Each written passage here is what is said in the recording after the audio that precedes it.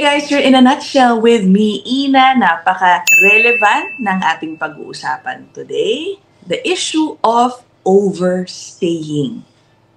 Okay, I know, let's be real, marami ang napapaisip na kung ang kanilang visa ay mag-expire, uuwi ba sila or would they gamble and overstay sa Canada? Ang tanong dyan, so ano ba mangyayari mula day 1 kung nang pagka-expire ng inyong status? Day 1 ng pagiging undocumented. Ano ba yun? May kakatok na ba sa pintuan ko? Nasa radar ka na ba ng CBSA? Etc. Yan po ang ating pag-uusapan in this episode. Kasama ang ating suking si Dayanara M. Puerto Bantiga. Thank you so much, Dayanara. Naku, may mga nagtatanong na ba sa'yo tungkol sa overstaying na parang baka nag-hint sa'yo na, Dayanara, parang gusto ko yata subukang manatili dito and bahala na si Batman, kumbaga. May mga ganon. Well, madalang naman po, miss. Honestly, the good thing about us Filipinos, that's good. Pagdating sa ibang bansa, sa sarili nating bansa, minsan may problema tayo, pero sa ibang bansa, masunurin tayo. Yan ang napapansin natin sa ating mga Pilipino. So, dito sa Canada, madalang naman po yung nagtatanong sa akin na gano'n na parang, miss, may plano akong mag-overstay. Meron akong mga kliyente na mga kasalukuyang nag-overstay. Pero ito yung, pero sila yung mga kaso na nag-asawa sila. So for example, nag-asawa sila ng Canadian citizen or permanent resident and kasalukuyan namin pinoproseso yung kanilang spousal sponsorship or family sponsorship. Yun kasi yung isa sa paraan na isa sa mga application na dinidisregard ng Canada yung record of overstaying mo. Kapag nag-a-apply ka na ng permanent residency through, let's say, a spousal sponsorship. Or probably, kung ito ay bata, kung ito ay under 22, dependent yung sponsorship para sa mga anak. So, posible yon. Pero, in general, lalo kung ang a-applyan po ninyo para makabalik sa Canada is another work permit or another study permit or another visitor record, mahirap. Oras na magkaroon ka ng issue, oras na mabigyan ka ng, let's say, removal order or exclusion order or deportation order, worse, mahirap nang makabalik, mahirap mag-gain yung tiwala ng Canada na susunod ka pa sa batas nila pag ginawa po ninyo yan. Yeah, I think that's a misconception. Some say kasi, or are thinking perhaps that mag-overstay ako, pero di bale, in 3 or 6 months, mag-aaral naman ako, nag-iipon lang ako or whatever, right? Pero yun na nga, maaaring hindi ka pagbigyan kung ang record mo may makikita na overstaying ka na pala, tapos feeling mo, bigla makaka-transition ka into a legal status, ganon-ganon. That's not the case. Well, I think kung ganun ang plano, miss, kung ang plano mo ay mag-aral down the line, then why not change from a work permit to a visitor record? Yeah. Which gives you 6 months of legal stay in Canada. Para habang naka-visitor record ka, then pwede mong i-work out yung pag-a-apply mo ng study permit habang naka-visitor record and then change status legally. That way, you don't lose status in between. Yun. Basta guys, don't lose status. Find out kung merong ganong plano. Kaya lang kung mag-iipon ka, well, understand na kung naka-visitor record po kayo, hindi po kayo makakapag-ipon kasi hindi po kayo makakapagtrabaho legally under a visitor record po. Yes. Okay. Ngayon, yung concern, Dayanara. So, what happens ba, Dayanara? Ang tanong, bukas na mag-expire yung visa ko. And I am not leaving. Ano ba to? Kakatok ba? Nasa radar na ba ako? Yung sabi ko nga sa intro, no? Kasi, syempre, baka hindi na sila makatulog, Dayanara. Ano ba to? Habulin na ba ako agad ng CBSA? Are they going to be instantly alerted that I'm overstaying? Ipapadeport ba ako agad-agad? Yeah, meron bang mag-ping na alert sa kanila na, ito, nag-overstay na to. Actually po, hindi. Walang ganun. From what we know, from the audit that we saw of CBSA, they don't have an actual mechanism para isa-isahin kung sino yung mga nag-overstay. Pero may record ang IRCC. Ang IRCC ay may record ng lahat ng mga permit na ibinibigay nila. So may record sila kung ang permit mo ay until July 30th, 2025, may record sila noon. So alam nila, let's say, lalabas ka ng Canada o magtatry kang pumasok ulit. Lalabas yung record na yun sa file nila na, okay, this person has a record of overstaying, which may cause them not to trust you and not to approve any future applications. Yun yung main repercussion niya talaga kapag ka nag-overstay. Pero hindi po, hindi naman sila like the next day, kakatok na sa pinto mo at alika na, uwi ka na. Wala naman pong ganon. Usually, you have 90 days to restore your status. Okay? And then usually, oras na mag-expire yung permit mo, ang expectation ay dahil alam mo naman kung kailan mag-expire yung permit mo, dapat handa ka nang umalis. The day na maubos yung time mo sa Canada, mag-expire yung permit mo, dapat ready ka na. Pero, sa mga cases po gaya ng mga nag-apply sila ng extension, nasa maintained status sila, so paso na yung kanilang lumang work permit or study permit, naka-maintained status sila, napaso. Yan. So, biglaan. Biglaan yung tapos ng biglaang napaso tas na-refuse ka. So biglaan yung balita sa iyo na okay, wala na pala akong status sa Canada. Alam nila na hindi ka basta-basta makakapag-prepare. Usually if you stay ng mga a week or 2 weeks to clear everything, like syempre, bebenta mo yung sasakyan mo or bebenta mo yung sasakyan mo or papamigay mo yung mga gamit mo or syempre kung ano man ang kailangan mong bibili ka ng ticket. Wala namang masama to stay a little bit like a week or 2 weeks. Ganyan. Lalo kung wala ka ng balak mag-restore ng status or to apply for anything else. Yeah. So, hindi ka naman nila po bibigyan kagad ng removal order if you stay a little bit longer to fix everything. Dahil nga, biglaan dumating yung refusal sa'yo. Pero kung sa case po nung iba na hindi na talaga sila nag-apply ng extension, hindi na sila nag-apply ng extension, alam nila na tapos na, wala na akong paraan to extend. Dapat po ay alam na ninyo na tapos na ako, handa na kayong umalis by that time. Dapat, ang expectation is dapat ready ka na. Yeah. There is also a new policy about maintain status, na if na-refuse ka the first time, mag-apply ka ng pangalawang extension whatsoever, I think automatic rejected na yung pangalawa. Parang ano po yan, miss? For example, ako ay isang international student. Yung permit ko ay hindi sapat para matapos ko yung pag-aaral ko. So, ang ginawa ko, nag-apply ako ng extension para matapos ko yung program ko. The problem is, yung extension application ko, hindi pa dumarating, graduate na ako. Okay. So, dahil graduate na ako, expected na ako mag-apply ng post-graduation work permit kasi tapos na ako. Pero technically, naka-maintained status ako sa study permit application extension na ginawa ko. So, mag-a-apply ako ngayon ulit ng pangalawang PGWP. Yung aking application ng PGWP, papatong siya ngayon dun sa extension na ginawa ko. So, parang magkasunod sila. So, parang meron kang second application after the first one that gave you maintained status. Ngayon, yung bagong rule na lumabas is, kapag na-refuse yung una, automatic, refuse yung pangalawa. Okay. Paano yun in that case? As opposed to before na, pag na-refuse yung una, may pangalawa ka pa na pwede mong hintayin to give you legal status in Canada.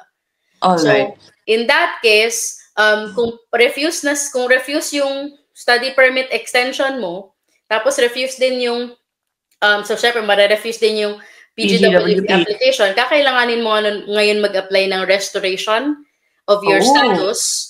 Yeah. So, kung ako ang mag-handle nun, ang i-apply ko na is PGWP.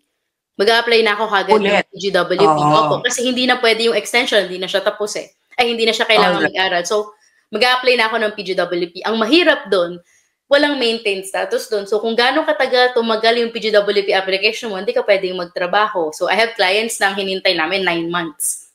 Oh, wow. Bago dumating yung PGWP application. Wala, PGWP approval nila. So, walang maintained status doon. Kumbaga, you're allowed to stay in Canada. Okay? You're allowed to stay in Canada because you are restoring your status, but you're not allowed to work. Yeah. So it's very difficult for a lot of people yung ganong case po. Okay. Balikan lang natin yung sinasabi ni Dayanara kanina, no, that there's really, that the CBSA rather does not really know, hindi naman sila ma-alert on day one if you are overstaying, because meron ako guys nakitang audit report sa CBSA. CBSA mismo ito website.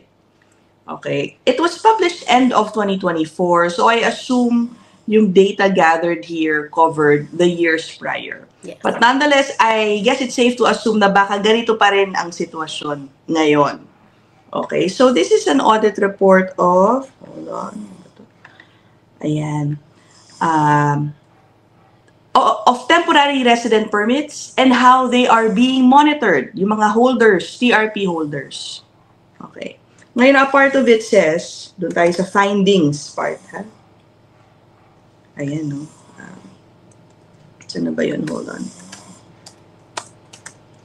Ayan, this was what is, I think, relevant sa ating discussion. Pagdating po sa monitoring ng overstaying, ang isang audit finding is the agency does not systemically monitor travelers, including TRP holders, departure from Canada, and all travelers, tulad ng sinabi ni Dayanara, at laging linya ng mga immigration officials, ay all travelers are expected to comply with their visa or permit conditions. So, ang sinasabi nga niyan is, in-expect ka mag-comply, kapag mag-expire, inaasahan na voluntary ka lang ding aalis. I think dito nanggagaling yung laging kinikriticize din na statement ng mga immigration minister now and from before. Opo. Pero yung keyword here is systemically. Diba? Systemically. Meaning there's nothing in the system that they use to track. Yan. Pero ang tanong dyan, so Dayanara, when is a deportation or removal order triggered? Oh, I think there are cases, kailan ako mahahanap? Kailan nila malalaman at what point? I think there are a number of instances, no? Opo. Number one, kung may magsumbong. Kung may magsumbong. Snitching. Yeah. Number one. I have cases na, let's say, kakilala or dating asawa ng mga kliyente ko, ganyan. Nako po.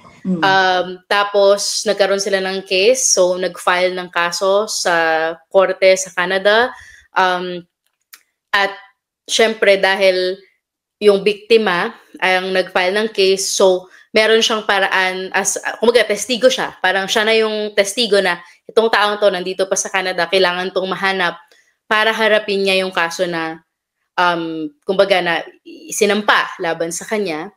Yeah. And then dahil may kaso, dahil yung pangalan niya ay nasa system na ng polisya, ganyan, so mahahanap siya, isa yun sa paraan. So yung isang dating asawa ng client ko, yun, napadeport na siya. So, from one province, lumipat siya sa ibang province, doon siya nagtago. Lumayo siya doon sa asawa niya, lumayo siya.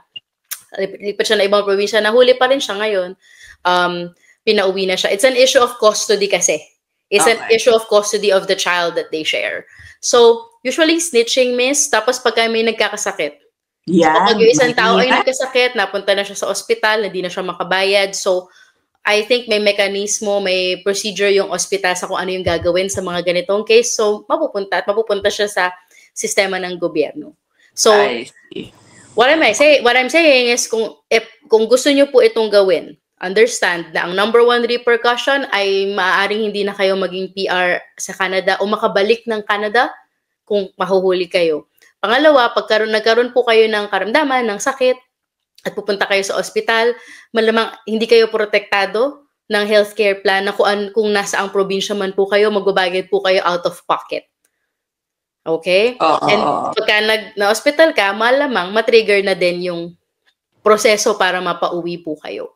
Pero yung tatlo po na binabanggit ko is, anong ulit yun? Wait lang po. Yung tatlo po na binabanggit ko ay removal,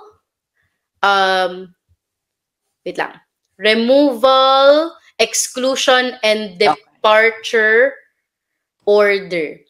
So, yung pinaka-mild ay yung tinatawag po na departure order. So, yung departure order kadalasang binibigay sa mga nag-apply, for example po ng PR, tapos hindi sila na-approve. So, bibigyan sila ng departure order na dapat umalis ka within 30 days usually from the time na natanggap mo yung letter. Kailangan mong magpaalam sa CBSA na ikaw ay aalis. Okay? Kasi kung hindi ka aalis ng Canada after 30 days o hindi na-confirm ng CBSA ang departure mo, yung departure order automatic ay magiging deportation order. So, mahirap pagka nagkaroon ka na ng deportation order kasi po yung deportation order, it's a permanent ban from returning to Canada. And kailangan mo na pong mag-apply ng ARC, yung tinatawag na authorization to return to Canada para makabalik ka. Pero yung oras na magkaroon po kayo ng deportation order, that's a permanent ban. So, yan po yung iniiwasan nating magganap. Kaya, mabait pa nga sila in a way kasi hindi ka naman nila kakatokin agad. Oras na mag-overstay ka, bibigyan ka nila ng a little bit of buffer na okay, sige, biglaan dumating yung refusal, ayusin mo muna yung order mo, uwi ka voluntarily. Pag umuwi ka voluntarily, nang wala kang departure order, exclusion order, or deportation order, walang masyadong legal repercussion dun eh. Makakapag-apply ka pabalik.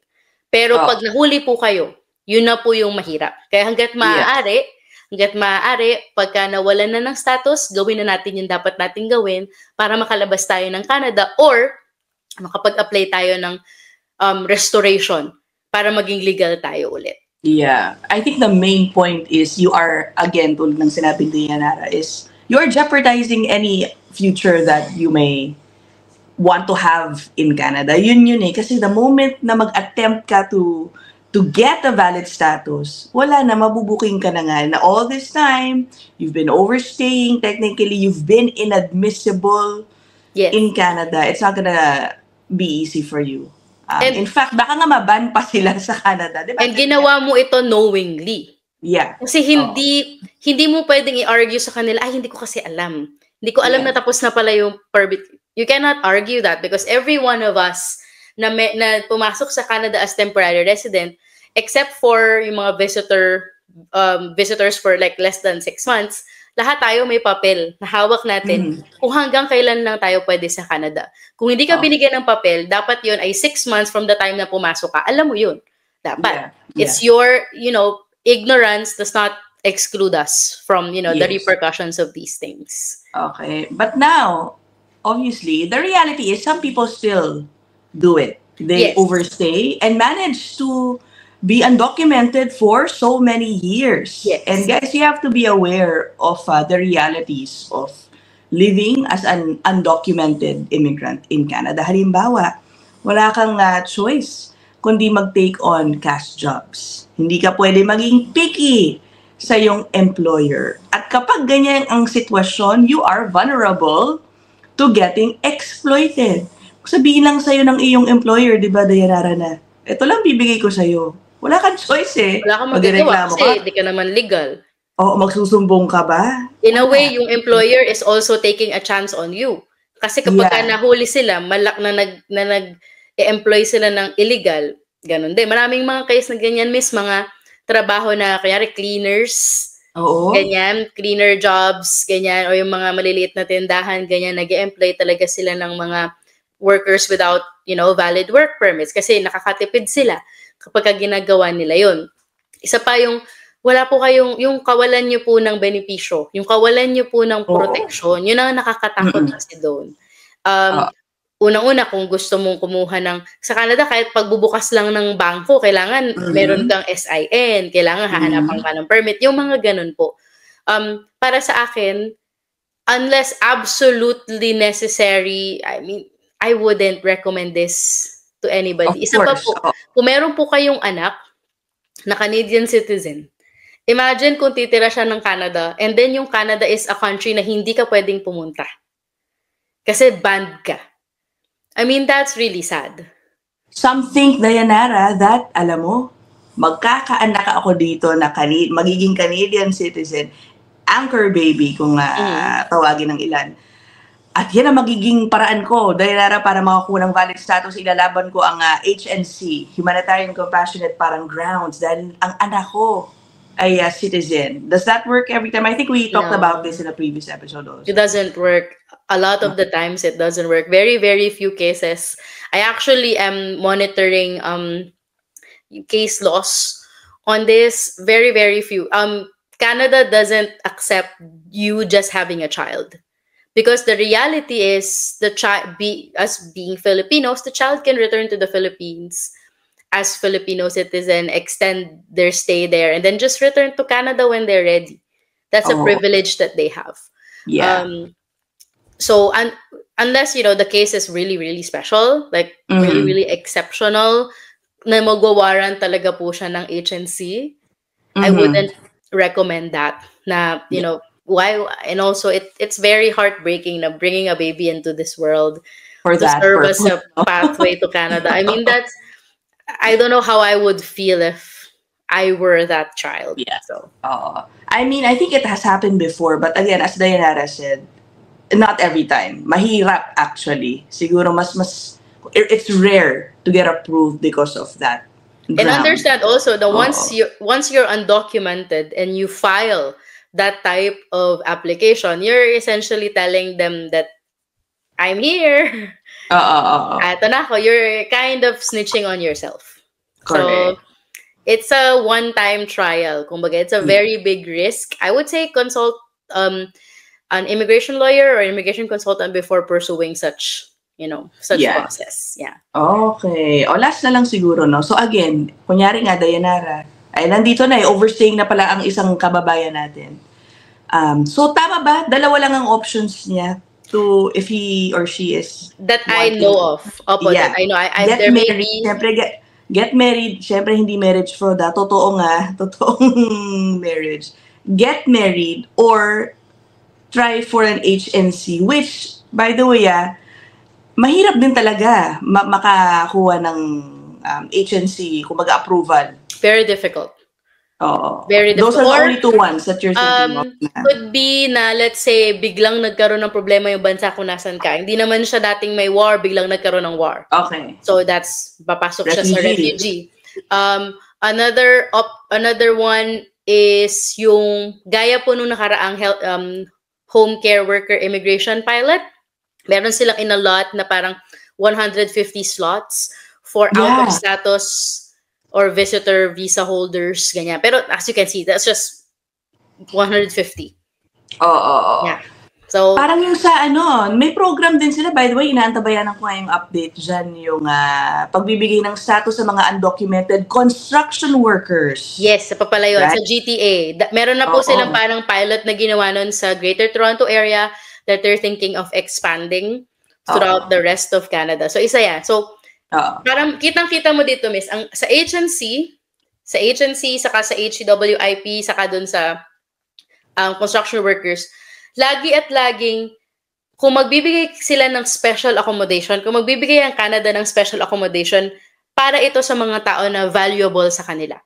Yeah. Sa agency application, iniisip lang ng iba na para it's really dahil may anak ka o kung mahirap ka, ganyan. It's really more, isa rin sa aspeto na tinitingnan nila is ano yung advantage ng Canada kapag binigyan ka namin ng special accommodation.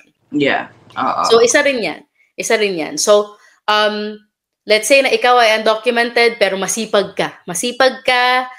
Nagtatrabaho ka sa mga construction firms or construction companies, talented ka. Kasi syempre may mga trabaho sa trades na mahirap talagang gawin para sa isang normal na tao. Talented ka sa paglalagay ng salamin o sa ganyan. So may pag-asa, miss. Pero in general, you have to be really smart. Yeah. You have to be really smart to take this risk, and you have to be really brave as well. Yeah. Ang hirap naman, yung ilaw ko? Sorry, namamatay. Napakahirap naman, guys, kung yan ang aasahan ninyo, no? Na hindi maghihintay ako. Maliit na maliit na percentage, miss. Diba? Yeah. Maliit na percentage na as much as possible, malay naman natin kung magkaroon ng opportunity na makabalik sa legal na paraan. Yeah. Diba po? And kapag nag-overstay kayo, wala na yun. Kaya wag. Hanggat maaari ay huwag. Alright. At least that's clear, no? So, sana makatulong ito sa mga nag-iisip kung sila ay susugal sa pag-overstay sa Canada. Yun lang naman, no? Thank you so much, as always, Dairara M. Puerto Bantigue. Yung gumagapang po dyan sa baba, ang kanyang yung email address. Believe it or not, in the last episode na nandyan din yan, may nagtatanong pa rin sa comment section kung paano ka mahahanap. Ay, nako. Anyway, okay, so that is it for this episode. I'll see you guys in the next one. Bye!